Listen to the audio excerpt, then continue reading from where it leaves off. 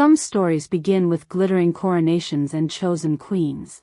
Ilara's started with a dismissal, a slammed door, and a humiliation that echoed through the royal kitchens, because she dared to stop for a dying man in the snow. They say a single act of mercy can alter a kingdom. Ilara's mercy would do far more than that. It would drag a hidden king back from the edge of death, expose the rot festering inside his own castle, and bind his fate to the scullery maid he never should have noticed. It began on a morning when the world felt too cold for kindness. Snow fell in slow, heavy sheets over the road that wound toward the Alpha King's castle, softening its stone towers and iron-spiked walls into pale ghosts on the horizon. Ilara hunched her shoulders against the wind, arms wrapped around a crate of glass jars that clinked with every step. The head chef had called them precious, rare winter spices bought on credit. The castle could barely spare. "Don't dawdle," Master Corvin had snapped at dawn, thrusting the order slip into her hand. "The king could return any day. We will be ready when he does, even if the rest of this palace has forgotten what duty means." He said king the way other men said salvation. Ilara wasn't so sure. Rumors about Aldrich, the Alpha King, drifted through the kitchens like steam, that he still rode the borderlands to hunt down the last of their enemies, that he'd been struck by poisoned steel, that he was dead and the council was hiding it. Each story contradicted the last. All Ilara truly knew was that she'd spent the past 6 years scrubbing pots and peeling roots for a ruler she'd never once seen with her own eyes. Still, she had believed, perhaps foolishly, that the world noticed quiet goodness. That if she kept her head down, worked hard, and tried to be gentle in a place that prized sharp tongues and sharper knives, life would reward her in small, steady ways. The wind clawed at her cloak, stealing the breath from her lungs. The elders in the village below had muttered about a storm rolling in faster than it should, a blizzard hungry enough to swallow men whole. They'd been right. Already the sky was thickening, the air turning razor-thin and vicious. If she didn't hurry, she'd be caught out in the worst of it, and Corvin would flay her with words for letting his precious spices freeze. She quickened her pace. That was when she heard it. A sound that did not belong to wind or creaking branches. Low. Ragged. Torn from a throat that had almost forgotten how to make noise at all. Ilara slowed, heart thudding. The snow muffled everything, but there it was again, a broken groan, half buried beneath the howl of the storm. She could have kept walking. She should have. The castle loomed ahead, its windows glowing faintly with warm kitchen light, with the promise of heat and broth and the familiar chaos of shouted orders. Corvin's voice echoed in her mind, "Don't dawdle. Don't you dare come back late." Another sound, sharper this time, an attempt at a word, cut through her hesitation. Ilara set the crate down at the roadside, glass clinking as it sank into the snow. Her fingers had gone stiff with cold. She rubbed them once against her apron, then stepped off the path. The drifts were deeper here, swallowing her boots, dragging at her skirts. She followed the sounds blindly between the trees, squinting against the wind, listening more than seeing. Breath misted in front of her in frantic bursts. Doubt nipped at her with every stride. What if it was an animal? What if it was a trap? Thieves sometimes lurked near the castle, hoping to rob drunken guards on their way back from town. But then the shape resolved out of the white. A man lay half buried in the snow, twisted at an angle that made her stomach turn. His cloak, once fine, by the look of the ruined stitching at the edges, was shredded and dark with blood. Ice crusted his beard. Frost clung to his lashes like salt. His gloved hand clawed weakly at the air, as if reaching for something only he could see. Oh, Elara breathed, dropping to her knees beside him. Sir? Can you hear me? His eyes cracked open, unfocused and fever-bright. Not the muddy brown of the castle guards, nor the gentle green of the village men. A strange, cutting blue, dulled now by pain. Help, the word barely formed on his lips. Elara pressed trembling fingers to his neck. A pulse fluttered there, erratic and faint. When she pulled back his cloak to check the damage, her stomach clenched. A wound slashed across his side, ugly and deep, the flesh around it turning an ominous dark, as if ink were spilling beneath his skin. The fabric of his tunic stank faintly of metal and herbs, poison, the kind whispered about in the kitchens when the soldiers returned with stories from the front. The kind that stopped a man's body from healing, that rotted him from the inside out. He shouldn't be here, alone in the open. Whoever had attacked him had meant for him to die where he fell. Who did this to you? She whispered, more to herself than to him. No insignia marked his cloak. No crest gleamed at his throat or on his belt. Either he was no one at all, or someone very important who'd taken great care to look like no one. The wind screamed around them, driving needles of ice into her cheeks. If she left him here, he wouldn't last another hour. The poison would finish what the cold had begun, and the snow would cover the body. No one would know he'd ever existed. Elara glanced back toward the distant smear of the castle, then down at the stranger whose blood already stained her apron. Somewhere in those walls, Master Corvin was watching the clock, readying his temper. Somewhere inside, noble tongues were already tasting imaginary feasts for a king who might never return. Here, in the empty white between village and fortress, one man's life balanced on the edge of her choice. For the rest of the kingdom, this moment would be a footnote in a much larger story, part of the legend they would one day tell about the Alpha King and the maid who changed everything. For Elara, it was simply the second she took a breath, squared her shoulders against the storm, and decided that kindness mattered more than her own safety, more than her position, more than what Master Corvin thought. She did not yet know that dragging this stranger out of the snow would cost her the job she depended on, hurl her into scandal and accusation, and lead to the moment she stood in the center of the royal kitchen, head bowed, the chef's finger stabbing the air as he fired her in front of everyone. All of that would come later. For now, there was only the wounded man, the gathering blizzard, and the choice that would pull the first thread of her old life loose. What followed, the desperate rescue, the soldiers who came, and the humiliation that awaited her inside the castle doors, was the story Elara would replay in her mind 1,000 times, long after she learned who he truly was. And that's where the rest of her story begins. Quick moment, subscribe now. It helps the channel grow and guarantees you never miss the next release. She wedged her shoulder under his ribs before she had time to think better of it. The man was heavier than he looked. Armor hid beneath the torn cloak, leather at least, maybe chain. The weight drove her knees into the snow.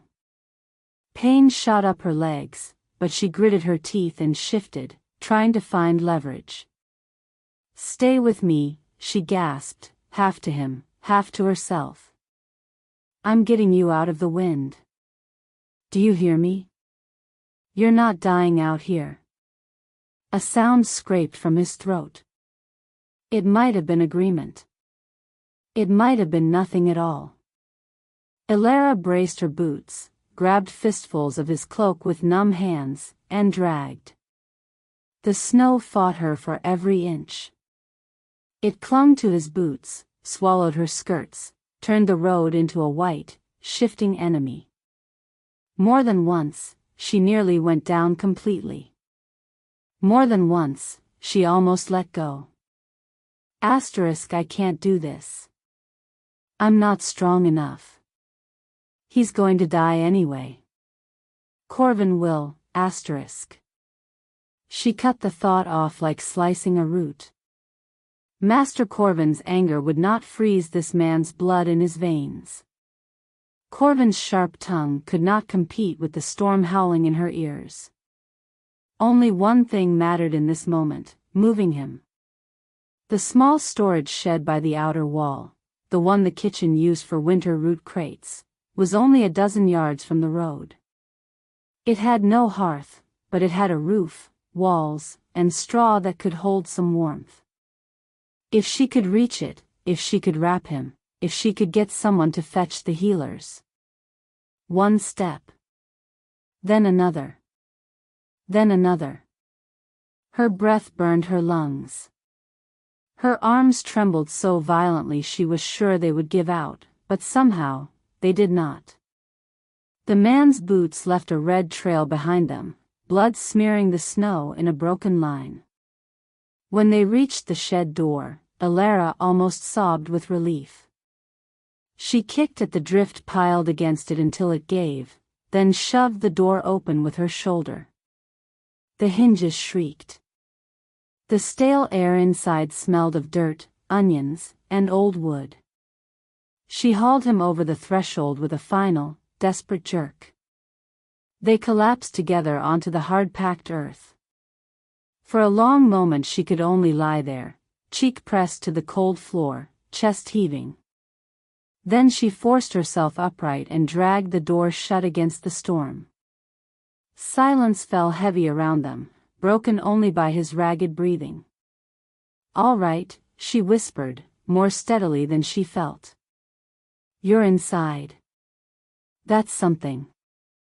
She groped for the lantern she knew hung near the door, fingers searching until they found cold metal. Flint. Striker. A few clumsy attempts later, a tiny flame caught, stretching itself into a small, stubborn circle of light. It painted the stranger's face in gold and shadow. He was younger than she'd first thought. No gray in his hair, only the overbright sheen of fever sweat. His jaw was clenched tight. His lips had lost almost all their color. "Look at me," Elara said softly, setting the lantern near his head and tearing at the ties of his cloak. Her fingers refused to cooperate, swollen and stiff from the cold. She used her teeth to pull the knots loose. When she bared the wound again, it was worse than before. The blackness had spread in just the short time it had taken them to reach the shed, spidering across his skin. Angry red lines branched out from the center like lightning. No, no, no. She grabbed her own shawl, which had already seen better days, patched and repatched where kitchen oil and ash had eaten through the cloth, and tore it straight down the middle. The rip sounded far too loud in the cramped space. Her hands knew what to do. Years of bandaging her own cuts and the occasional careless knife wound in the kitchens had taught her enough to clean around the edges, to press fabric firmly into place to slow the bleeding. She muttered to him as she worked, nonsense words mostly. "You're all right. You will be all right. Stupid to be out here alone, you know that? The world's full of cowards who let others fight for them. You don't strike me as a coward, so don't you dare quit on me now." His breathing hitched when she touched the wound. She swallowed her guilt and pressed harder. She needed help. Real help. A healer. A guard. Anyone. Elara tied off the makeshift bandage as tightly as she dared, then shrugged out of her cloak and spread it over his chest. It was thin and threadbare, but it was all she had. "I'm going to the castle," she told him. "Someone will come. Just hold on." His eyes cracked open again, just a sliver. That eerie blue found her, tried to focus. "Name," he rasped. The word startled her. "What?" Your name. Elara. It slipped out before she could wonder if giving it was wise. My name is Elara. His gaze softened, just a fraction. Elara, he repeated, like tasting the sound. Don't forget to breathe. Then his eyes rolled back, and he slipped under. A tremor ran through her. Very well, she whispered. Then don't you forget to live. She snuffed the lantern to preserve what little oil remained, cracked the door open just enough to slip outside, and plunged back into the storm. The castle loomed larger now, its high windows blurred by the veil of falling snow. Elara stumbled up the service path, heart pounding, the crate of spices retrieved and cradled against her chest once more. She'd lost more time than she could afford. By the time she forced the heavy kitchen door open, her arms and face burned with the painful warmth that meant her skin had been too cold for too long. Steam billowed toward her, thick with the sense of roasting meat, sizzling fat, boiling bones. For one blessed second, she simply stood in it, shivering, letting the heat lick at her cheeks. Then the room went quiet. Every clatter of pans, every slice of knives on cutting boards, every murmur of conversation, stopped. Dozens of eyes swung toward her. Toward the snow clinging to her hair and lashes. Toward the blood on her apron and the crate she hugged like a shield. At the far end of the room, Master Corvin turned. He was large in every direction, broad-shouldered, thick through the middle, with a chestnut beard braided into two precise plaits. His apron was immaculate. His expression was not. Elara, he said, in a voice that managed to be soft and deadly at once. What time is it? The crate nearly slipped from her fingers. What time is it? Each word dropped like a stone. Past the bell for first simmer, she whispered. Past the bell for first simmer, he echoed, louder. Which is precisely when those spices were meant to be in my hands. Do you care to explain why you are not? Heat rose up her neck. She felt the eyes on her like hands. I'm sorry, Master Corvin. There was a man on the road, A man. Corvin's eyebrows arched. On the road. He was hurt, she rushed on. Badly. There was blood and poison, I think, and the storm. Poison, he repeated, as if she had claimed dragons had swooped from the clouds to delay her. A few of the younger scullions snickered nervously, then tried to smother it. Elara's heart hammered against her ribs. I pulled him to the root shed by the east wall. He needs a healer, quickly. If someone fetches one. You abandoned your duty, Corvin said coldly. The words slammed into her harder than the wind had.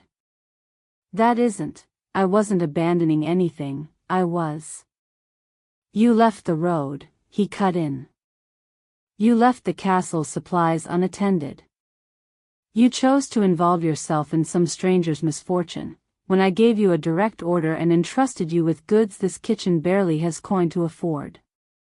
The crate felt heavier in her arms. He would have died, she whispered. Corvin's gaze flicked to the blood staining her apron, then back to her face. For a breath, something like unease stirred in his eyes. It vanished so quickly she wondered if she'd imagined it. We are not a charity, he said. We are the king's kitchen. We answer to his needs, his schedule, his coin. Not to every beggar who whimpers by the roadside. A hot spike of anger pushed through Elara's fear.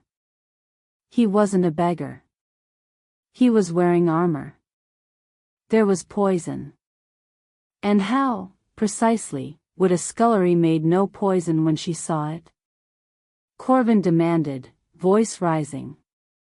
Did the mysterious stranger introduce himself?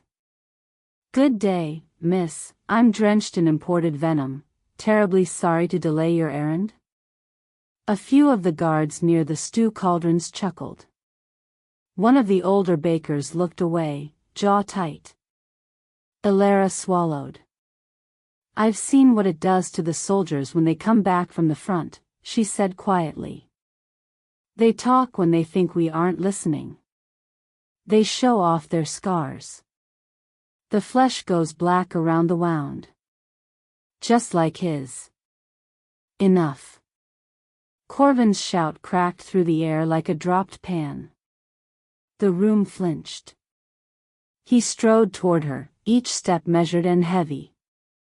When he stopped, he was close enough that the steam from his skin-warmed apron brushed her chilled face. You kept this kitchen waiting, he said. You disobeyed an order. You risked the entire day's preparations on the wordless groans of some nameless man in the snow. Do you have any idea what that costs us? Master Corvin. No, his finger stabbed the air between them. You do not speak. You listen. He turned his head slightly, raising his voice so everyone could hear. Let this be a lesson, he declared. We serve the crown. We do not wander off on sentimental errands.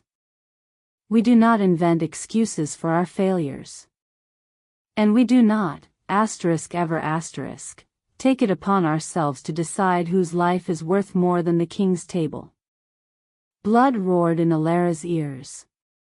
Her eyes burned, but she refused to let the tears fall where they could see. I wasn't inventing anything, she said. The words came out thin. He's in the east shed. If someone would just send for. You will not tell me how to run my kitchen, Corvin snarled. You have made us late. You have risked the feast stocks. You have stained your apron with the blood of some gutter rat and dragged his misfortune back into my domain like mud on your boots. He ripped the order slip from her fingers, crumpled it, and threw it onto the nearest counter. You're dismissed, he said. The room seemed to tilt. Elara stared at him. Dismissed? Fired, he clarified, savoring the word. Removed. Cast out. Pick whatever term your simple mind prefers. Get out of my kitchen. You will not step through this door again. The crate slipped from her hands. Glass clinked but did not break. A murmur rippled through the staff, shocked, uneasy. You can't, she whispered. I've done nothing but work hard for you. I've never been late, not once, Today, Corvin said, you were late. Today, you disobeyed. That is enough. He turned away from her as if she were a fly he'd already swatted, barking orders at the nearest cook. Get those jars to the spice rack. And someone clean this mess off the floor before it contaminates something. I will not have the king's feast tainted by her. As though she were a disease. Elara, a soft voice hissed near her elbow. Mira, one of the younger maids, reached for her hand, eyes wide with fear and pity. Just go. Please. Elara pulled her hand back before the contact could finish. Pride was a thin shield, but it was the only one she had left. She straightened her shoulders. If any of you have a scrap of decency, she said, voice trembling but loud enough to carry, you'll tell the guards there is a wounded man in the east root shed. Whether you care about my word or not, at least care about his life. Silence answered her. Corvin never paused in his instructions. Stir that pot, don't let it scorch. You, yes, you, check the bread rise. We have already wasted enough time. Ilara's throat closed. Fine. She stepped backward, then turned and walked the length of the kitchen. Each footfall felt like it took a piece of her with it. She kept her head high until she reached the door. Only when the heavy wood swung shut behind her and the warmth cut off did she allow herself to sag against the stone wall. The corridor beyond was colder, dimmer, the air laced with drafts that slipped under the servants' doors. For a moment, she simply stood there, palms pressed to the cool stone, trying to remember how to breathe. Jobless. The word echoed in her skull.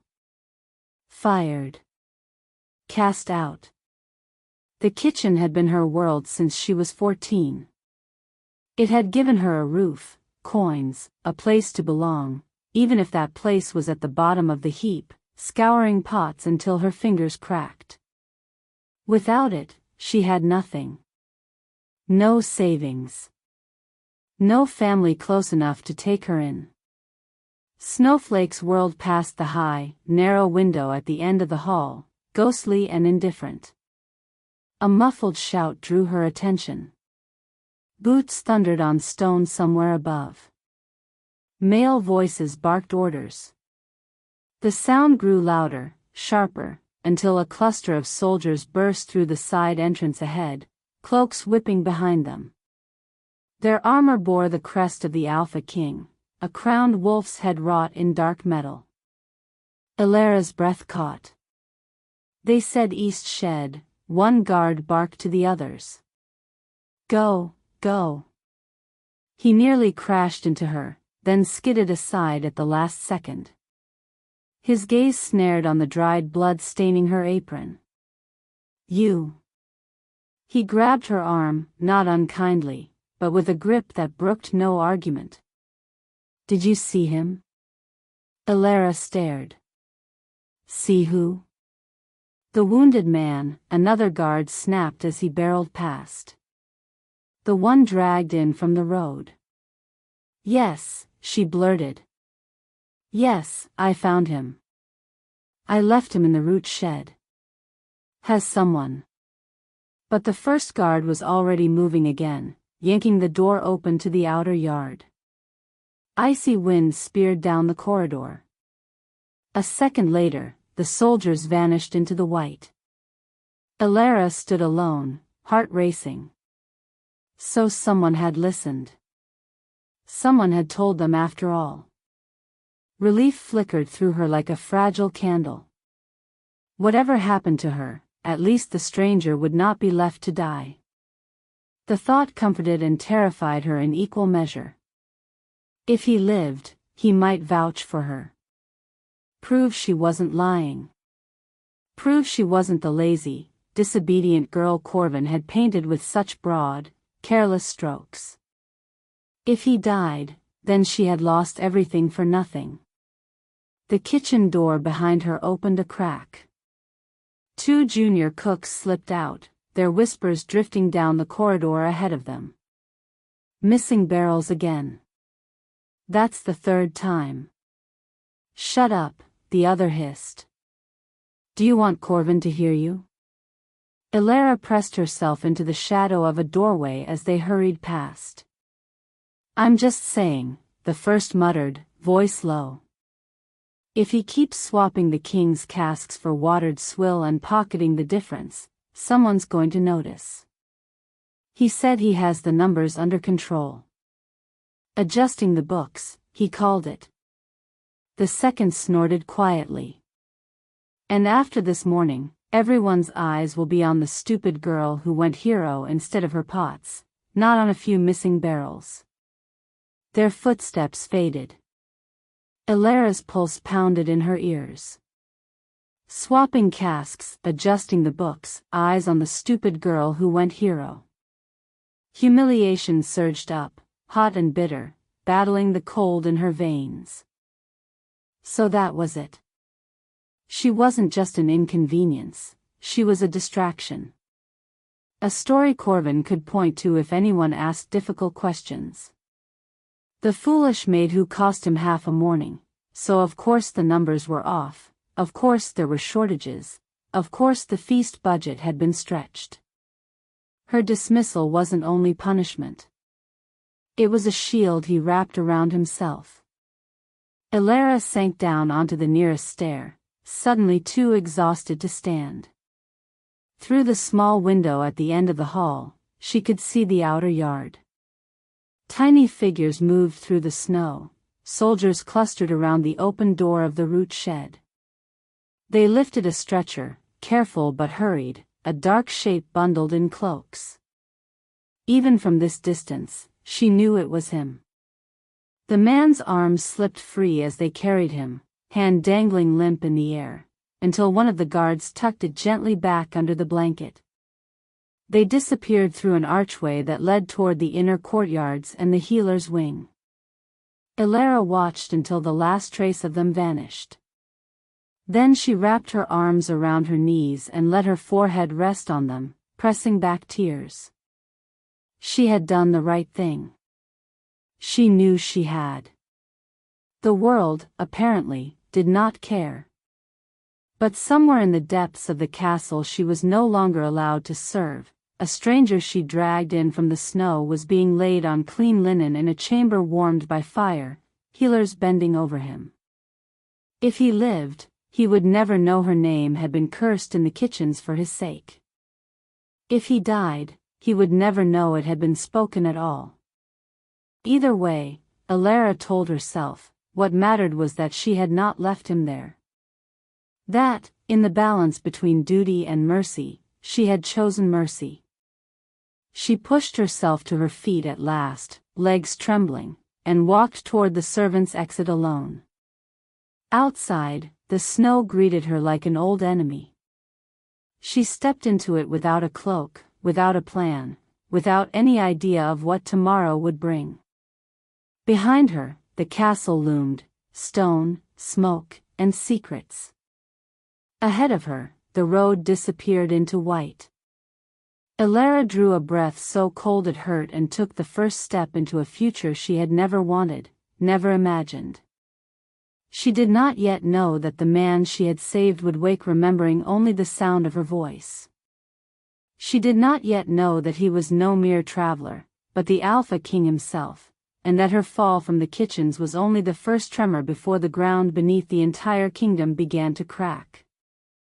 When the king's heart decided not to stop, it dragged him back into his body like a reluctant diver hauled from the depths. Aldrich surfaced to light. Not the gray, shapeless sky he half remembered, but the steady glow of oil lamps and the orange flicker of a hearth. Heat pressed against his skin. Linen scratched his shoulders. Someone was murmuring nearby, low and rhythmic, like a prayer or a spell. He tried to move. Pain answered, sharp and white, ripping through his side. A groan slipped from him before he could catch it. "Easy, Your Majesty," a voice said. Male, older, threaded with weary authority. "The venom is stubborn, but we've driven most of it out. You're safe." Safe. The word floated oddly in his mind. Last he recalled, there had been nothing safe about any of it. Snow. That came back first, snow swallowing the road, the world narrowing to white and the iron taste of his own blood. Hooves pounding away.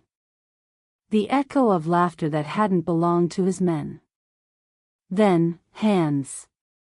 Smaller than his, steady despite their shake. Warm through his frozen armor. Tucking cloth against his side, lifting, dragging. A voice had come with them. "Stay with me, can you hear me, you're not dying out here." A woman's voice. Not refined court silk, not the polished flattery that had followed him since he first wore a crown. Softer. Roughened by cold and effort. Every word meant. He blinked. The vaulted ceiling of the royal healing chamber swam into focus above him, painted with scenes of wolves and saints. Shadows moved at the edges of his vision. A healer bent over him, brown hands fussing with bandages that smelled of herbs and bitter smoke. "Meron," Aldrich rasped. His throat felt scraped raw. "How long?" The older man's lined face eased with obvious relief. 3 days, sire. You were brought in near dead. The patrol found you moments before the storm buried the shed entirely. Shed.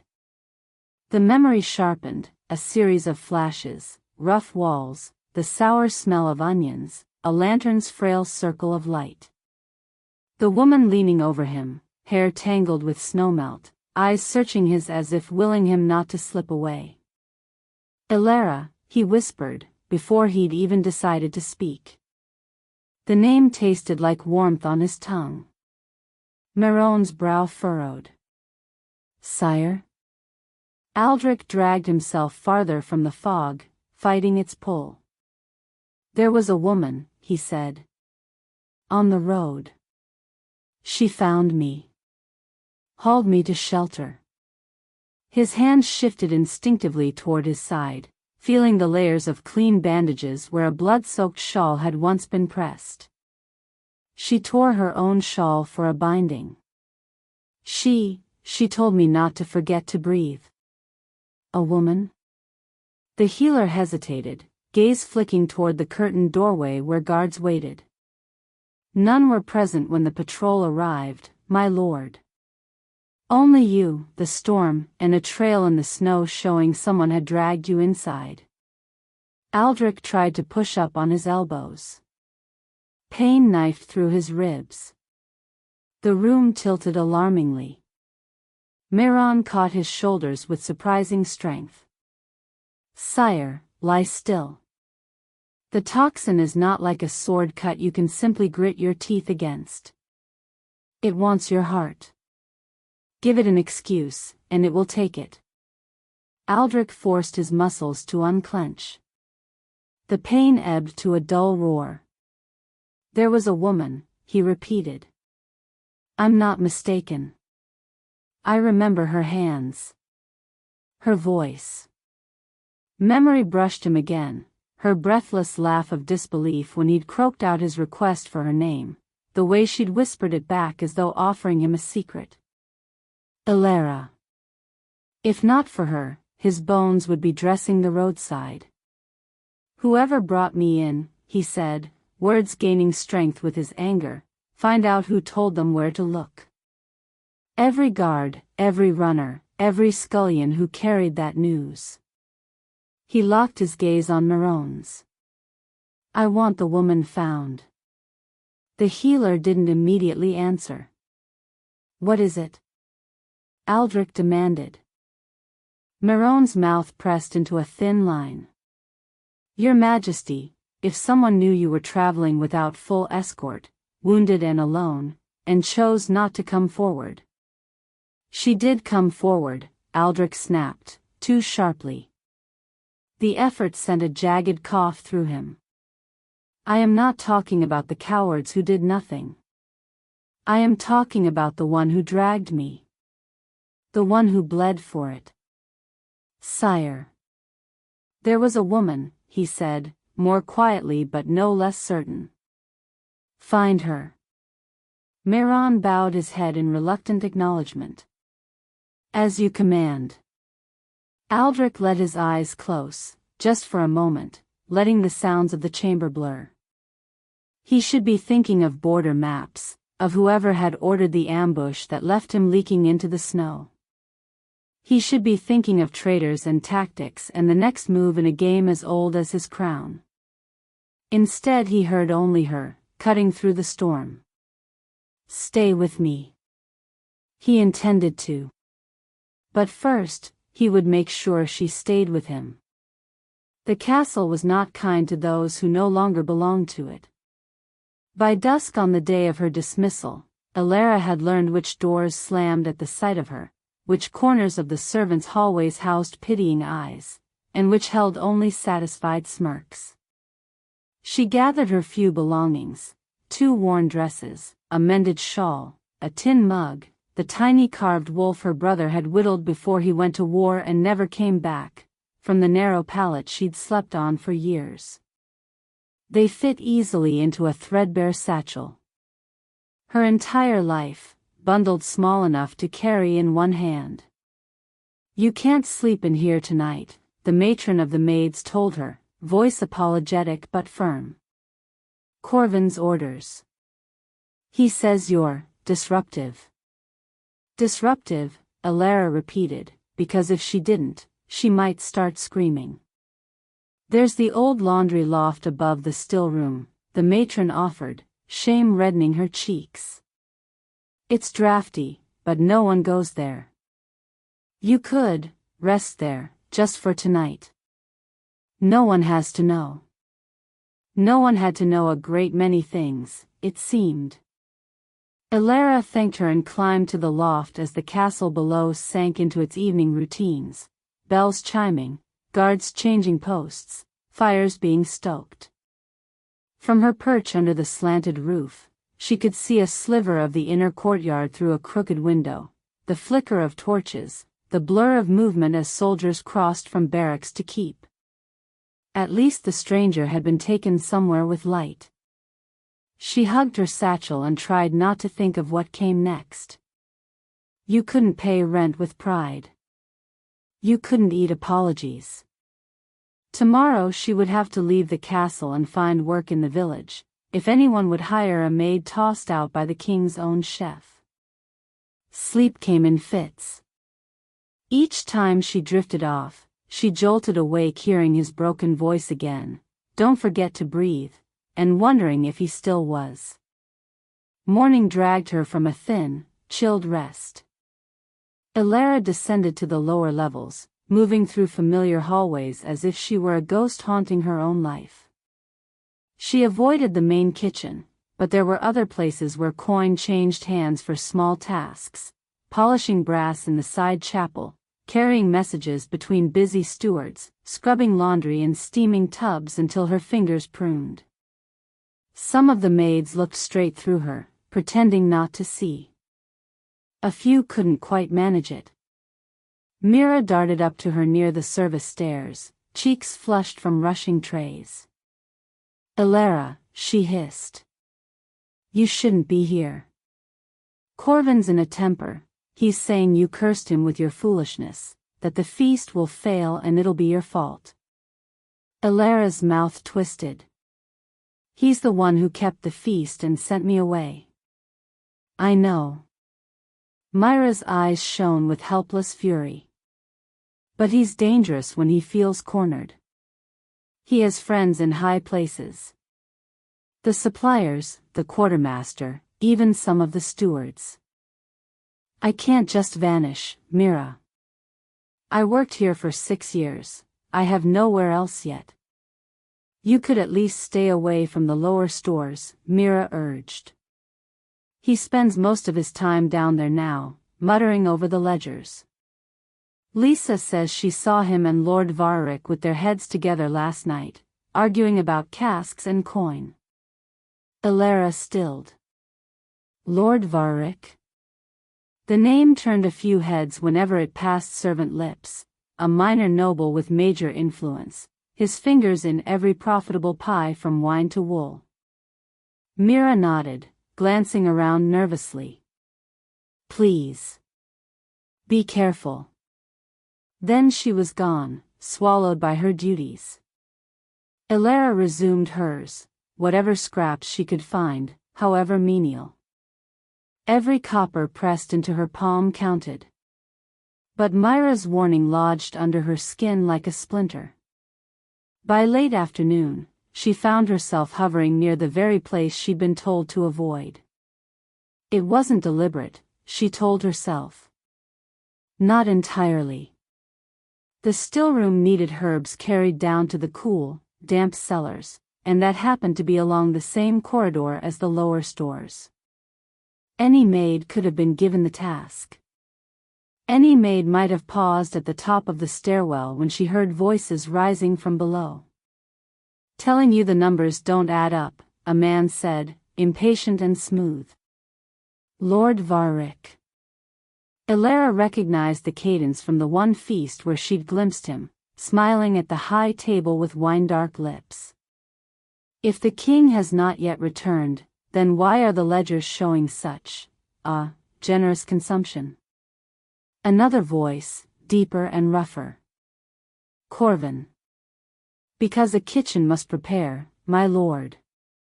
Because when his majesty does return, he will expect a feast that makes him forget every hardship of the front.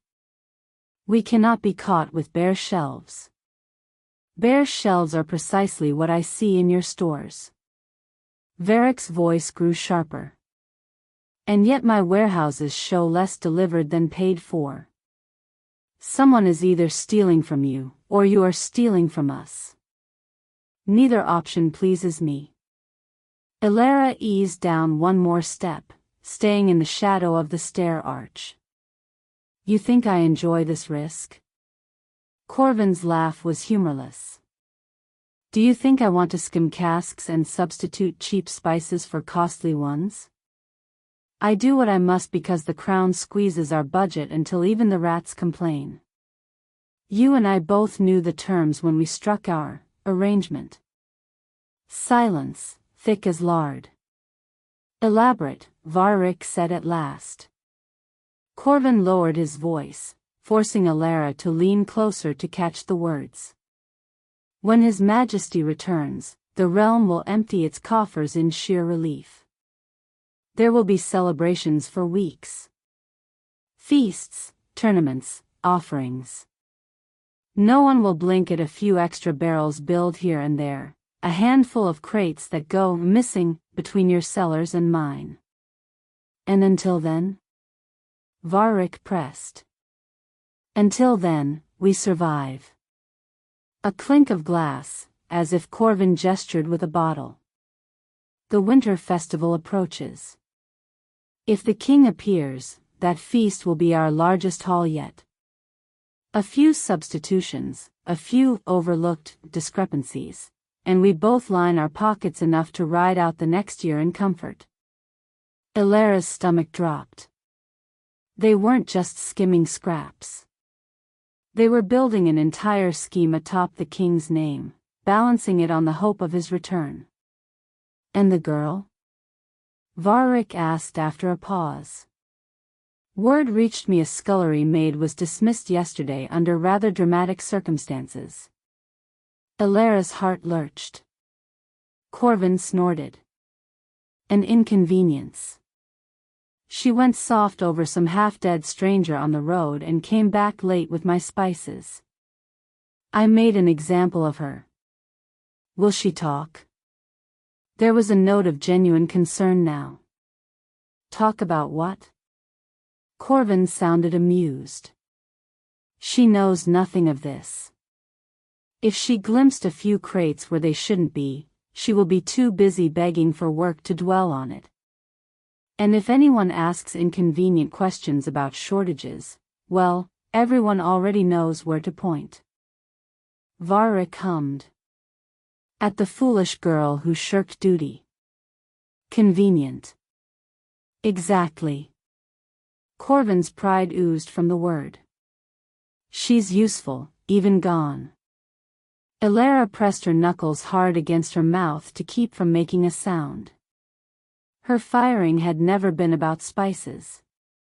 It had been about drawing every eye in the kitchens to her error, giving Corvin something loud and obvious to wave around while he adjusted his precious books. She backed away from the stair, heart hammering, herbs forgotten in her arms. Dangerous, Mira had said. It seemed she'd underestimated the word. They came for her at sunset. Elara had just returned to the laundry loft, arms aching from carrying buckets, when boots pounded up the narrow ladder without warning. By order of the crown, a stern voice barked, Elara of the kitchens, you will stand and present yourself. Cold swept through her, worse than the draft. 2 guards climbed into the loft, ducking under the low beams. Their armor bore the king's crest, their expressions did not bear patience.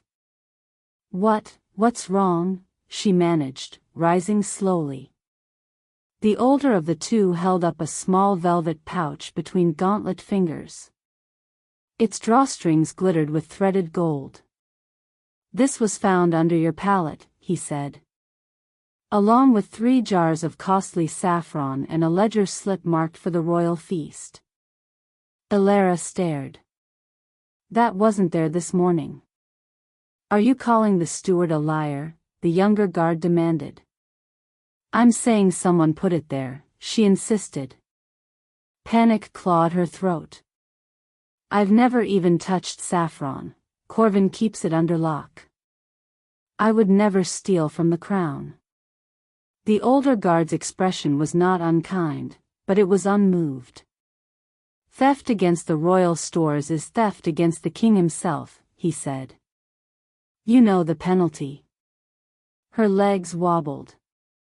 I dragged in a wounded soldier from the snow, she said, the words tumbling out.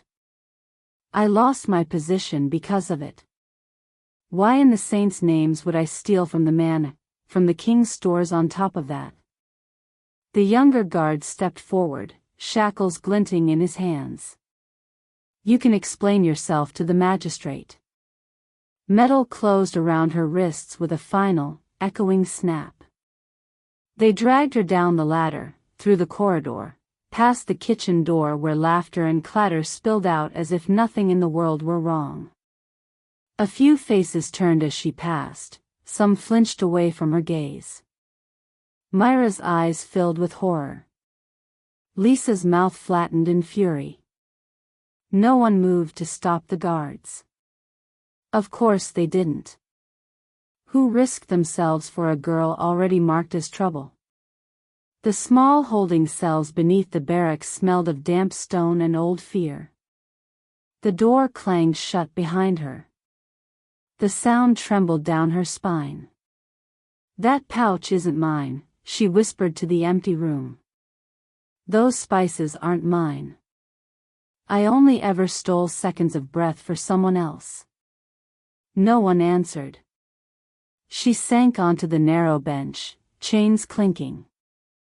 Somewhere above, the castle went on, candles being lit, bread being sliced, pretenses being maintained. Hours later, the scrape of a bolt jolted her awake. The door eased open a fraction. A familiar eye peered through. Elara? Myra's whisper shook. Saints, you look frozen. Elara lurched upright. Mira? What are you doing down here? Lisa has friends among the guard, came another voice, rougher but steady. Lisa herself squeezed in behind the younger maid, shoulders nearly filling the doorway. Not all of them believe Corvin's nonsense. We don't have much time. Keys glinted in her hand.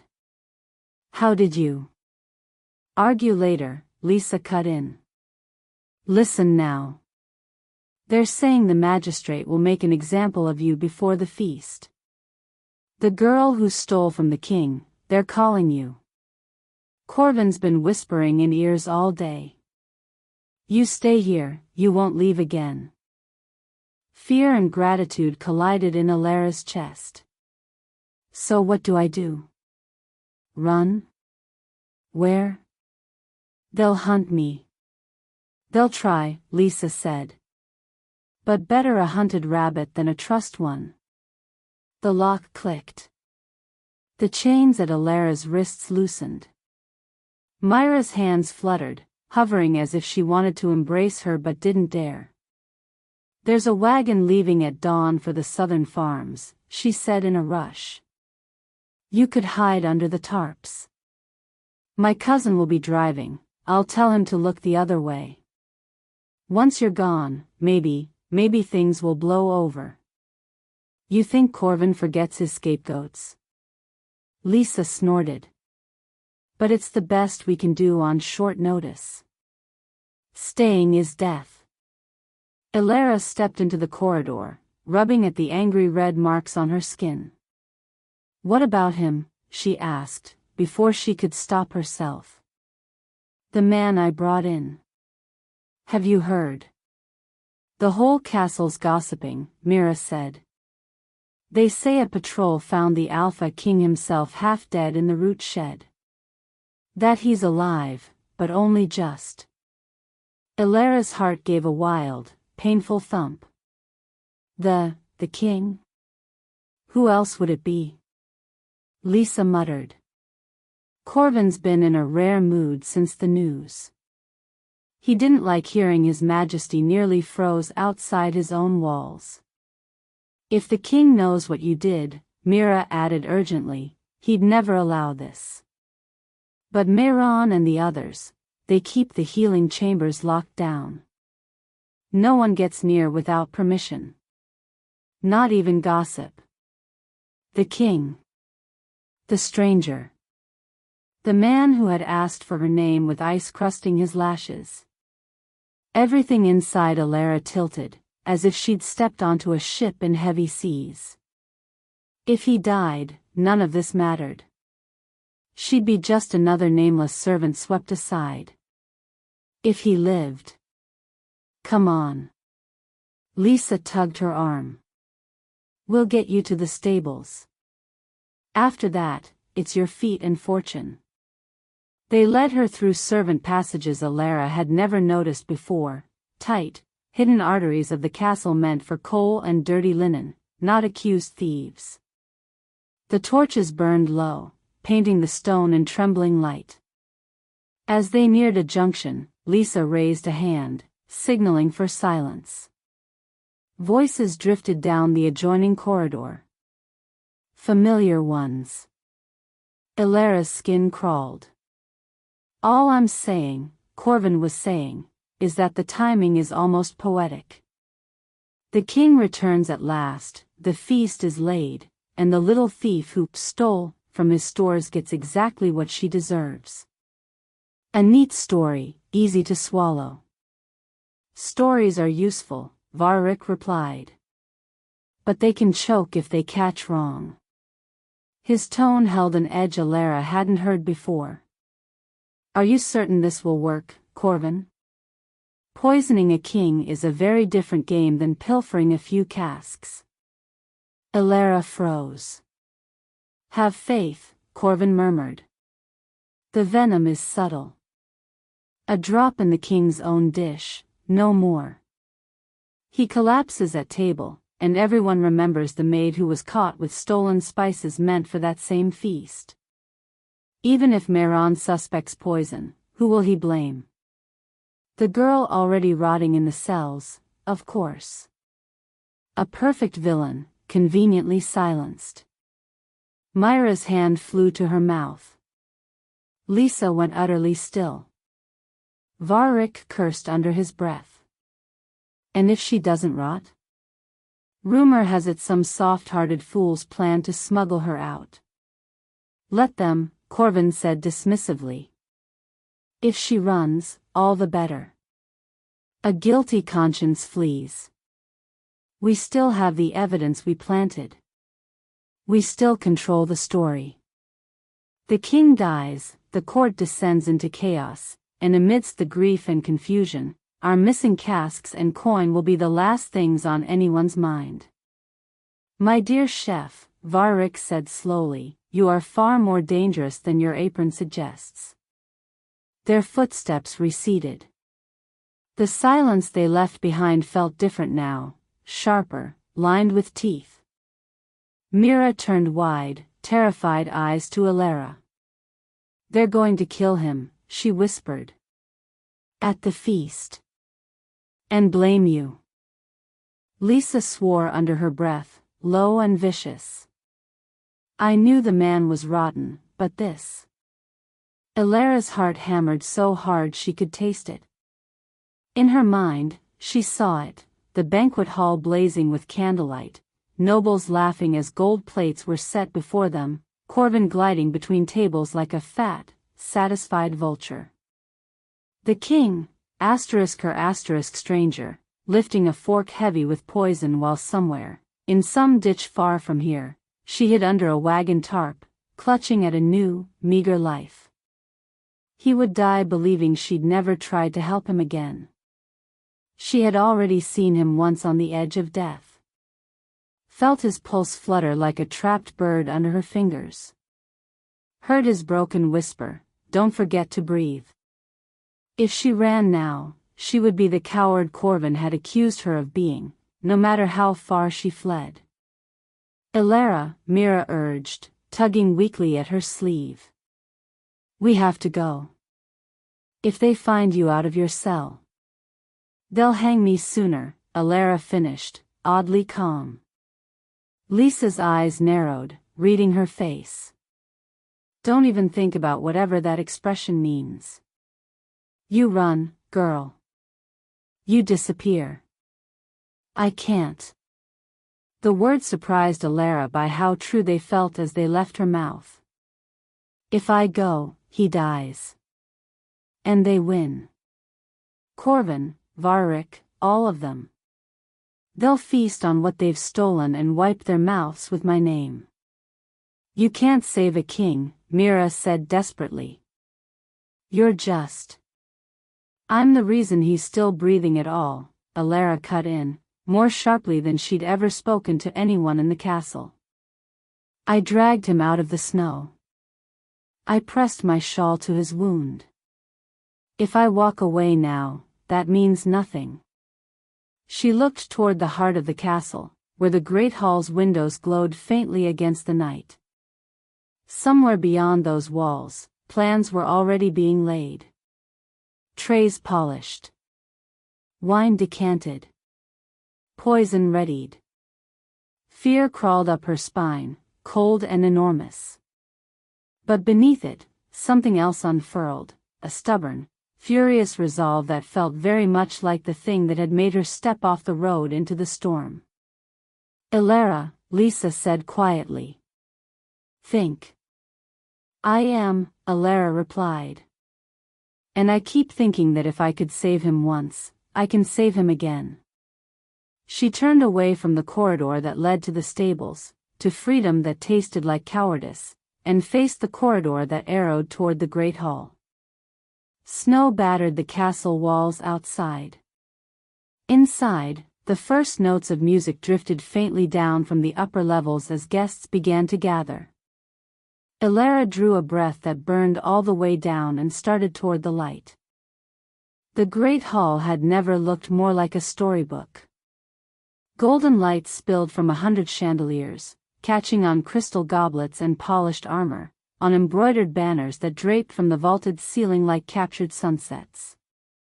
Long tables groaned beneath platters of roasted game, glazed roots, sugared fruits arranged into careful towers. Musicians in the gallery sent bright, tumbling music over the crowd, trying to chase away the winter that pressed against the high stained glass windows. Nobles filled the room in a tide of color, velvets and brocades, jewels winking at throats and wrists. Laughter swelled and broke, as eager as the wine being poured. The Alpha King had returned. The war was over. For one night, they wanted to pretend the world outside the castle walls did not exist. At the head of the hall, on a raised dais draped in crimson and gold, Aldrich sat upon his carved chair and felt like an actor in a play he had not written. He wore the formal circlet, heavy with jewels that dug into the still tender skin at his temples. His wound ached beneath the layers of fine cloth and leather, a dull, insistent reminder of how close he'd come to never sitting here again. Mayron had dosed him with something bitter before the feast and glared until he'd swallowed every drop. "You should be in bed," the healer had muttered. "The kingdom needs to see its king," Aldrich had answered. "And I need to see them. All of them." He had meant the last part. His gaze moved over the tables, over familiar lords and ladies, over the cluster of advisors to his right, the line of guards along the walls. Over Corvin, bustling at the edge of the dais with his assistants, cheeks flushed and eyes glittering with a pride that looked, to Aldrich, too close to greed. But he didn't find the face he was searching for. There was no sign of the woman from the snow. No unruly braid, no patched dress, no shawl he recognized only by its absence. Miron's inquiries had turned up nothing but a tangle of rumors, a maid dismissed, accusations of theft, whispers of a girl in chains. Each new piece had tightened the knot in Aldrich's chest. It made no sense that the one person who had risked herself for him was the only one the castle seemed eager to forget. He shifted in his chair, ignoring the protest from his ribs, and leaned toward Miron, who stood just behind his shoulder. "If your search bears no fruit by tomorrow," Aldrich murmured, "I will conduct it myself." Miron didn't try to argue. "Understood, sire." At the far end of the hall, Master Corvin clapped his hands, summoning attention. "Your Majesty," he boomed, voice carrying over the din, "honored guests. It is my privilege to present the crowning course of this feast, a dish worthy of your return." Servers swept forward in a practice dance, bearing platters that steamed in the candlelight, their rich scents curling toward the rafters. The nobles murmured in appreciation. Corvin himself approached the king's table, arms braced under a single covered dish that seemed to radiate importance. On another night, Aldrich might have smiled. Might have let the man bask in the glow of his own theatrics. Tonight, unease prickled the back of his neck. The memory of poison in his veins was too fresh. The conspirators' laughter as steel slid between his ribs was still too loud in his ears. He couldn't shake the sense that this feast, with its glitter and gold, was a stage for something else. Corvin reached the dais and bowed, just deep enough to be respectful without risking spill. "For you alone, my king," he said, laying the dish before Aldrich.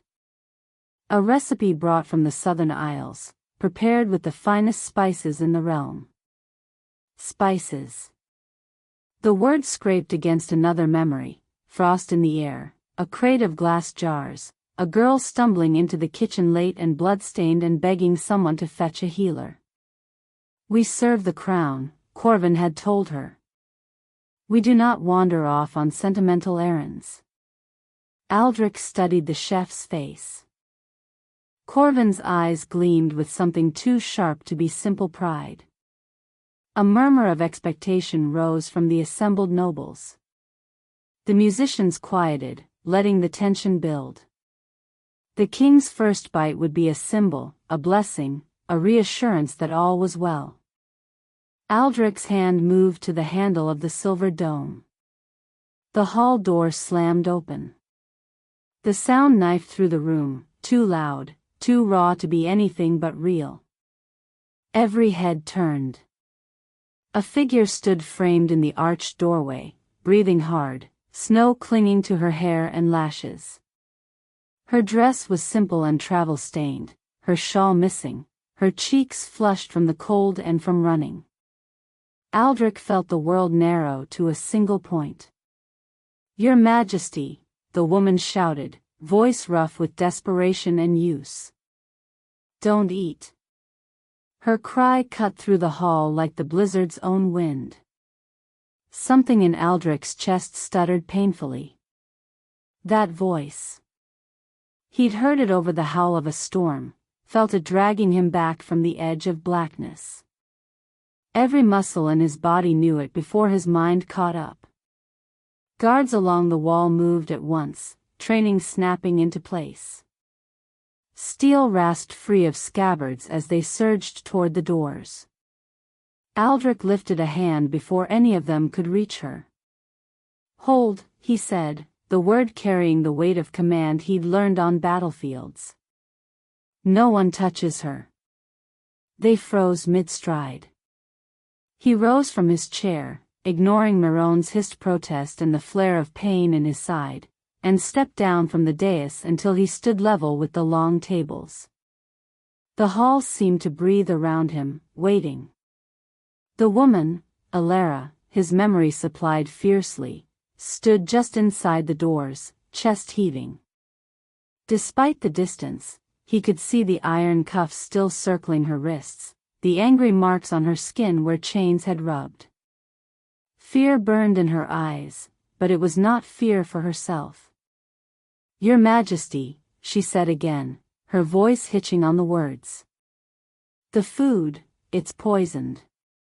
A collective gasp rippled through the hall. Every noble eye swung from her to the dish before Aldrich, to Corvin, who had gone very still. The chef recovered quickly. "Impudent girl," he snapped, seizing the moment as if he'd rehearsed it. "Seize her.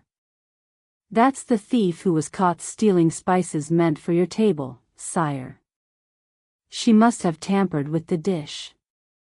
He rounded on the guards, outraged. "What is she doing here? She should be locked away awaiting judgment." The guards looked uncertain, caught between the chef's fury and the king's raised hand. Aldrich didn't take his eyes off the woman. "Come forward," he said.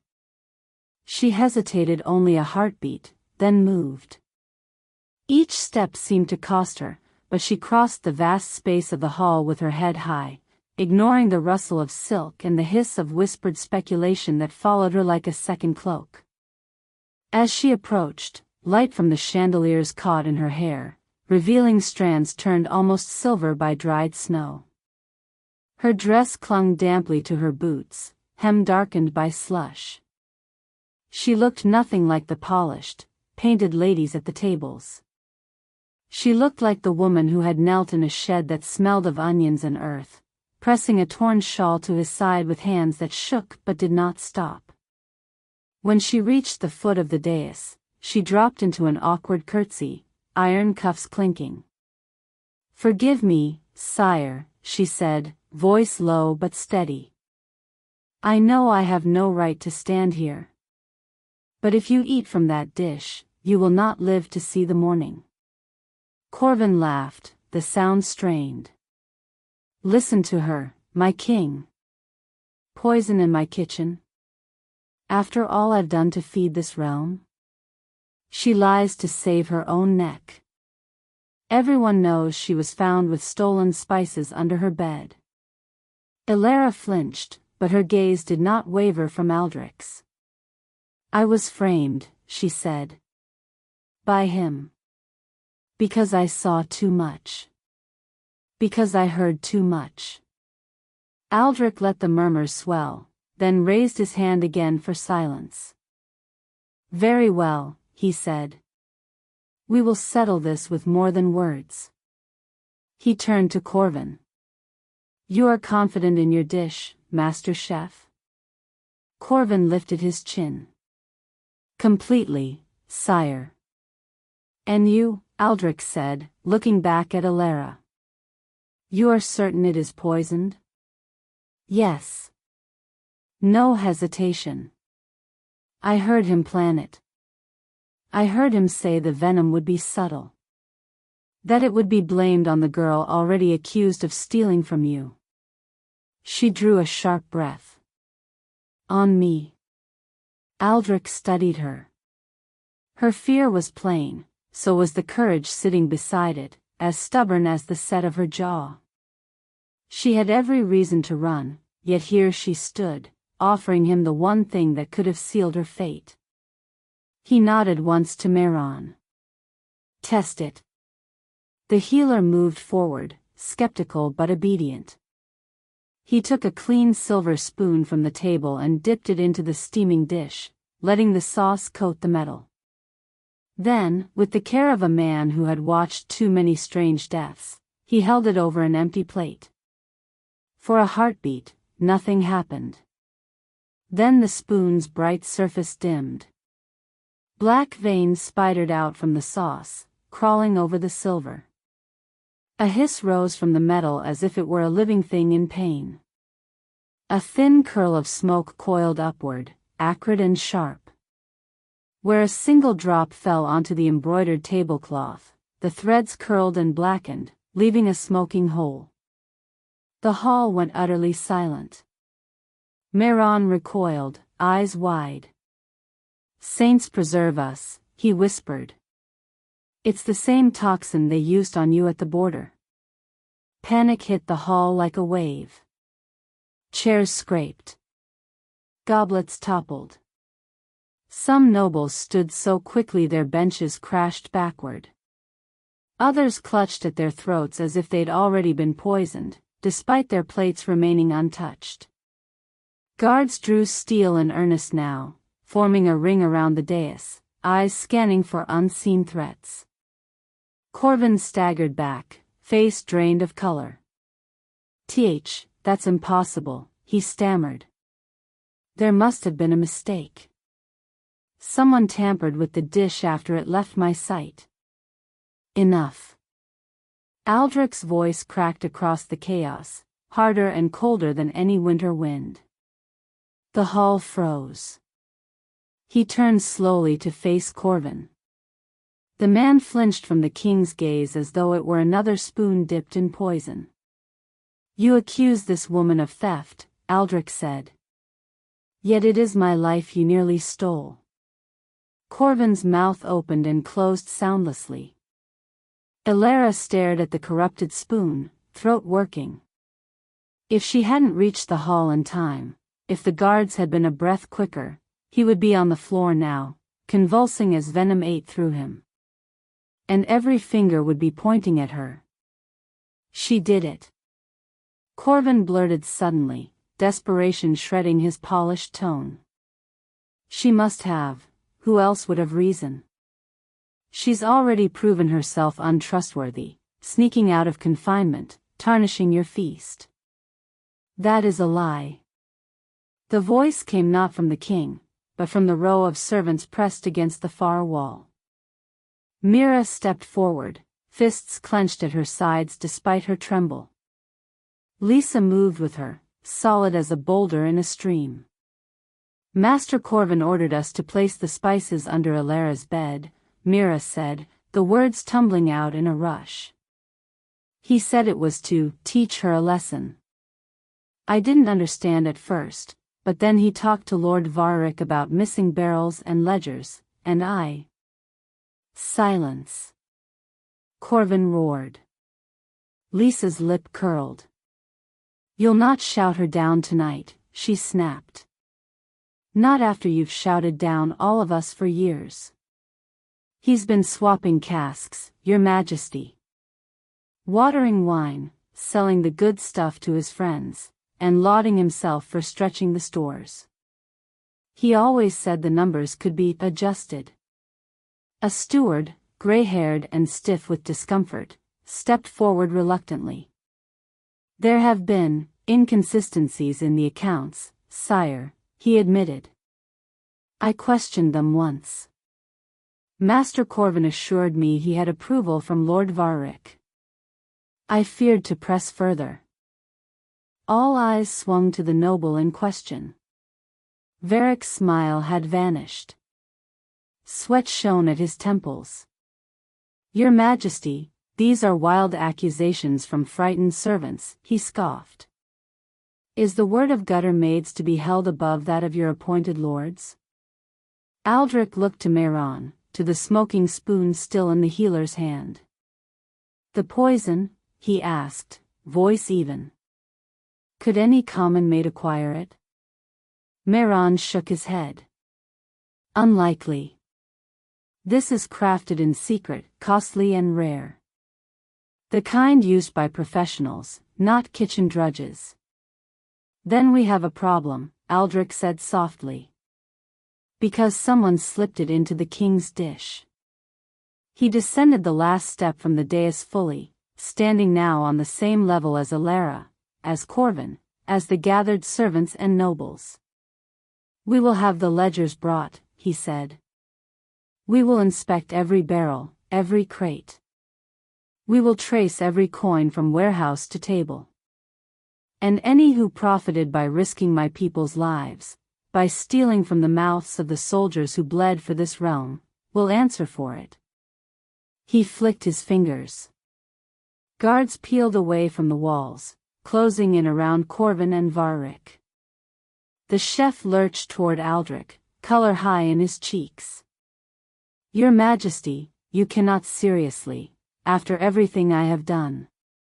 You nearly killed me, Aldrich said. Everything you have done pales next to that.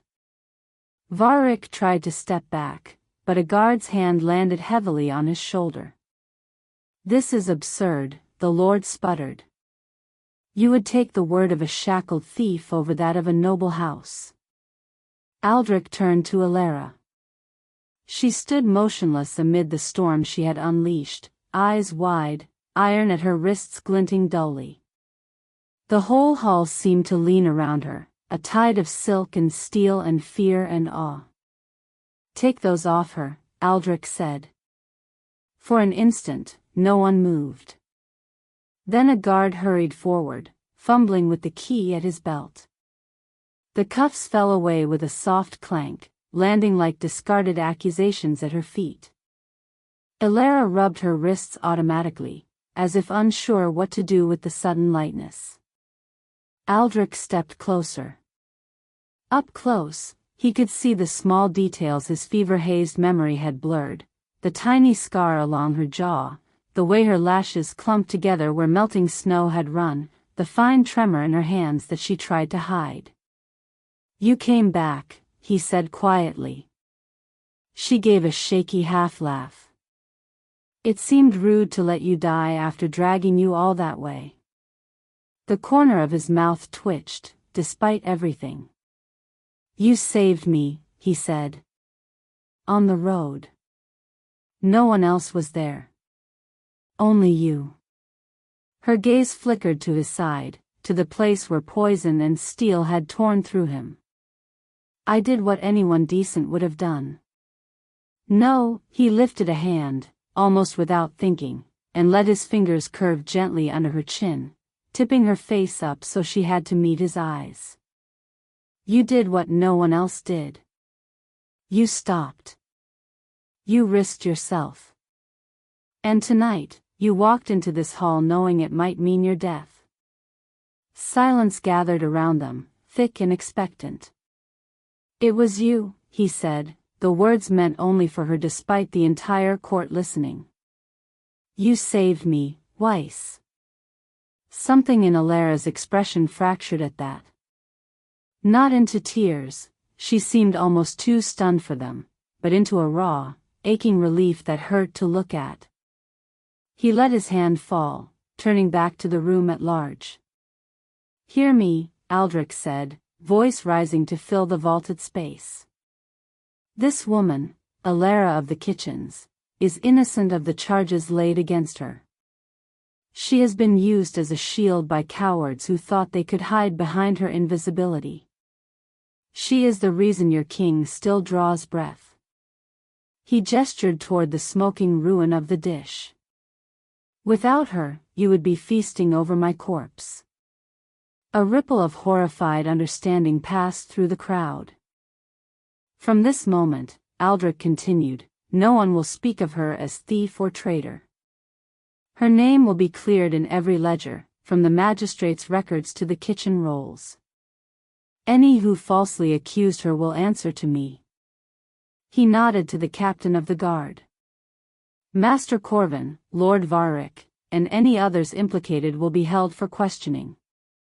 Mehran, you will oversee the investigation into the poison. Steward Iron, you will open every book, every cask. Orders snapped through the air like arrows loosed from a bow. Guards closed around Corvin and Varric, leading them away despite their protests. Servants watched with wide eyes, some of them covering smiles they didn't dare show fully. The nobles adjusted their expressions with the speed of practiced politicians, aligning themselves with the new wind. Through it all, Alara stood very still, as if afraid to move in case the moment shattered. When the worst of the chaos had settled into a tense, buzzing order, she shifted back a step. I should go, she murmured. You've a kingdom to calm and traitors to punish. I've already caused too much trouble. Trouble. The word did not fit the girl who had dragged him out of a blizzard and then marched herself into a hall full of knives. Aldrich turned back to her. Where would you go? He asked. She opened her mouth, then closed it. Away, she admitted. Anywhere the castle doesn't follow. I don't belong here, Your Majesty. I never did. I was just a maid who scrubbed your pots. I'm glad you're alive. That's enough. She tried to step around him. He moved without thinking, hand closing gently but firmly around her wrist, not binding, just stopping. The hall fell silent again, the musicians lowering their instruments one by one. Even the candles seemed to hold their breath. Elara, Aldrich said, his voice lower now, carrying more weight than any order he'd given all night. The kingdom owes you its king twice over. He held her gaze, letting each word sink in. I owe you more than that. Her breath caught. I don't understand, she whispered. You think you have no place here because you were born to the scullery, he said. Because your hands are calloused and your dress is patched. But when every lord in this hall stayed in his seat, you ran toward danger. When others saw a stranger in the snow and looked away, you knelt. He loosened his grip on her wrist, letting his hands slide down until his fingers could thread with hers if she let them. I am not asking you to return to the kitchens, he said. I am not asking you to stand before me as prisoner or supplicant. I am asking you to stay in this palace by my side. Her eyes widened. As what? As the woman who changed my life, he said simply. As the one person in this court I know will speak truth to me, even when it is the last thing I want to hear. As, whatever you wish to be, given time and choice. It was not a proposal. Not yet. There were forms for that, duties, politics thicker than any stew. But it was a promise, laid bare in front of everyone. A murmur swept through the hall, shock and curiosity twining together. Some faces tightened with disapproval, others softened with something like hope. Miron's eyes crinkled in quiet satisfaction. Mira and Lisa clung to each other near the wall, grinning through tears. Elara looked down at their joined hands, at the roughness of her fingers against the calluses earned by sword hilt and reins. I don't know how to live in your world, she admitted. I don't know how to bow properly, or what fork to use, or how to smile when I'm lying. Good, Aldrich said. We have enough people who do. A startled laugh escaped her, half sob, half joy. Slowly, so slowly he could have stopped at any moment, he lifted their joined hands. The murmurs died away entirely as the court watched. Whatever fate expects of us, he said, we will meet it together, if you choose it. Elara searched his face, as if trying to find the trap in his words. Finding none, she glanced once over her shoulder at the towering doors she had burst through minutes ago. Beyond them lay the road, the snow, the life she'd known. Small, hard, predictable. Before her stood a king whose life she had saved twice, and a future that terrified her with its size and its brightness. Fear tumbled in her stomach. So did something warm and wild that felt a little like the courage that had made her step off the road into the blizzard. I don't know what tomorrow looks like, she said quietly. But I know I don't want to spend it wondering if I should have stayed. She tightened her fingers around his. I choose it, she whispered. Aldrich's shoulders eased, some tension he hadn't known he was carrying sliding from him. He lifted their joined hands higher, so the entire hall could see. Then hear this as well, he said to his people. Tonight, we celebrate more than the end of war. We celebrate the courage that lives in every corner of this realm, from high towers to low kitchens. We celebrate the woman whose kindness in a winter storm saved not only her king, but the future you now see before you. He turned slightly, just enough that the light from the chandeliers haloed them both. The hall bowed then, not just to the crown, but to the quiet figure at his side. Some awkwardly, some grudgingly, some with genuine respect. Elara stared, stunned, then hastily dipped her head in return, cheeks flushing. Aldrich squeezed her hand. Outside, snow still fell against the stained glass, tracing white paths down colored panes. Inside, the great hall, once a stage for shadows and poison, felt suddenly, fiercely alive. Music hesitantly began again, softer this time, as if the instruments themselves were adjusting to a new rhythm. Aldrich led Elara back toward the dais, not as a servant trailing behind, but as someone whose steps matched his own. She glanced up at him once, a quick, incredulous look that seemed to ask if all of this was truly happening. He met it with a small, steady smile that said, "Yes. Because you made it so." And as the kingdom watched, the Alpha King closed his fingers more firmly around the hand of the woman who had changed him, and together they walked toward a future born from one stubborn act of kindness in the snow. If this tale caught your attention, subscribe, like, comment and join us for the next tale.